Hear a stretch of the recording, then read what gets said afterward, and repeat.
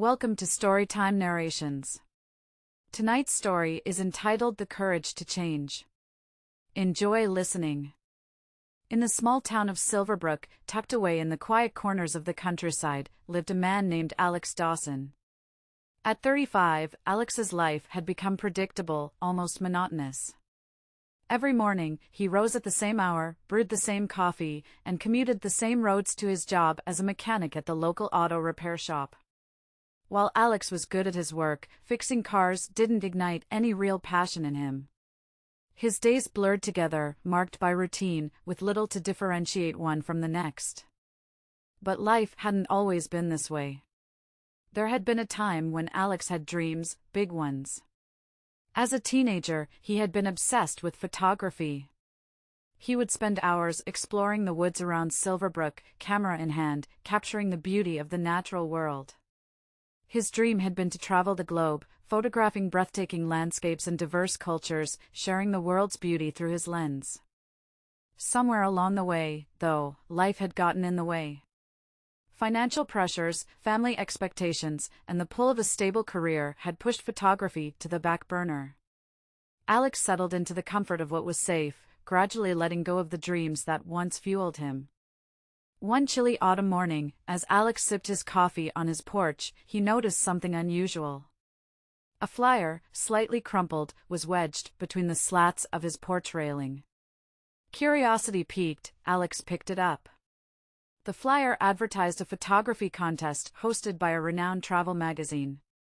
The grand prize was an all-expenses-paid trip to a location of the winner's choice to document a photo series for the magazine. For a moment, Alex's heart raced. His mind was flooded with memories of the passion he once had for photography. But just as quickly as the excitement had risen, it was overshadowed by doubt. That was a different life, he told himself. He hadn't picked up a camera in years. What were the chances of winning, anyway? Alex folded the flyer and tucked it into his jacket pocket, dismissing the idea as a foolish whim. He had responsibilities now, a job, bills to pay. There was no room for such dreams anymore. The next few days passed uneventfully, but Alex couldn't shake the thought of the photography contest. Every time he reached into his jacket pocket, he felt the flyer crinkling beneath his fingers.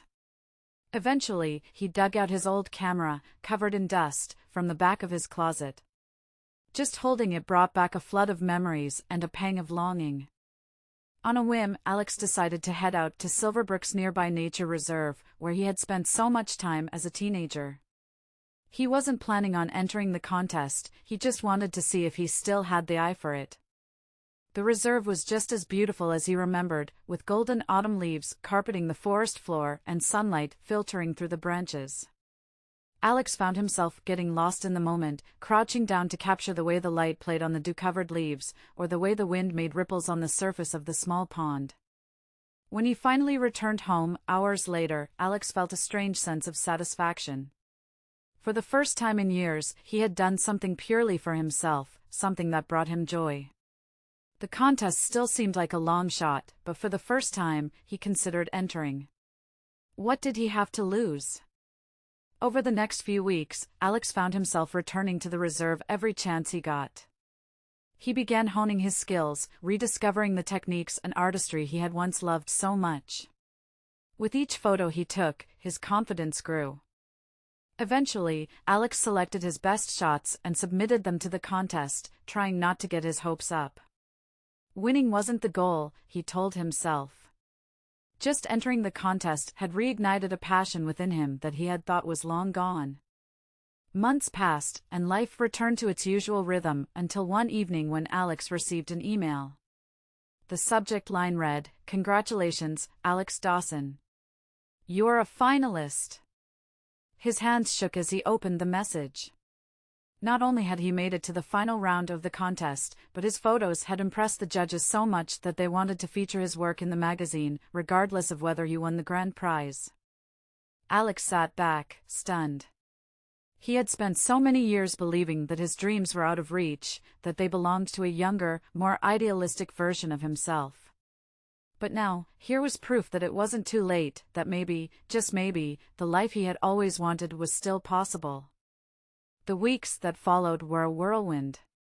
The magazine flew Alex out to their headquarters for an interview and a photo shoot, and before long, his work was being featured in their online gallery.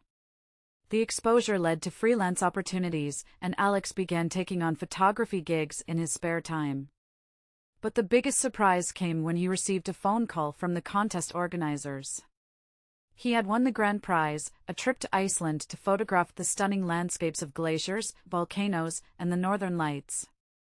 As Alex stood on the windswept shores of Iceland, camera in hand, he realized how far he had come.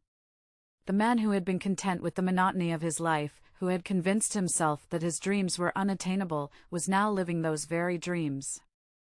The cold air bit at his cheeks, but he felt alive in a way he hadn't in years. Alex learned that the courage to change doesn't require grand gestures or bold leaps. Sometimes, it's about taking small steps, following the quiet call of your passions, and allowing yourself to believe that there's still time to pursue the life you truly want. He had found that courage, and in doing so, he had rediscovered himself. It wasn't just the beauty of the world that he was capturing through his lens, it was the beauty of possibility, the knowledge that no matter how lost you feel, it's never too late to find your way back. As Alex clicked the shutter, capturing the stunning vista before him, he smiled. His journey was far from over, but for the first time in a long time, he was excited to see where it would lead. The end. And so we have come to the end of tonight's program. I trust you had a nice time listening. If you did, like, share, and subscribe to the channel. Also feel free to make comments in the comments section. Till we meet again, stay blessed.